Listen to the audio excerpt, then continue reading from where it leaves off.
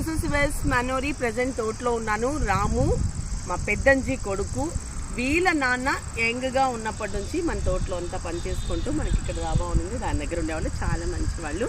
పక్కనే విలేజ్ ఇక్కడ మా తోట దగ్గర. వీడి ప్రాబ్లం ఏంటో అడుగుదాం. ఏం సాయి రాము ఎందుకు వచ్చావు? వాడు తెల్లగా అయిపోవాలంట, ఫేస్ క్రీమ్ కావాలంట. ఆల్రెడీ కేరళ క్రీమ్ ఇచ్చాను నేను, పిగ్మెంట్ క్రీమ్ వైటనింగ్.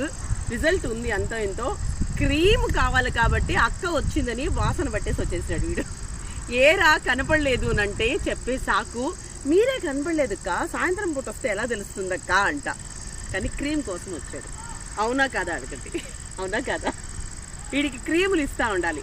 నేను అదే చెప్తున్నా, నేను క్రీమ్ ఇస్తాను, దగ్గర దగ్గర ఒక 20 ప్లాంట్స్ మొత్తం చుట్టూ తవ్వేసి కట్టెలు బాగా నాటమని. ధర్మమే కదా. అలా ఏం కాదు, పాపం బిడ్డ.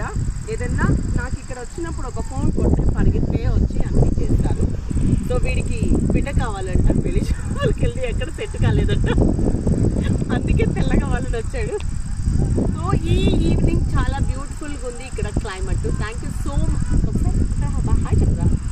Thank you so much and this is వెస్ మనోరి.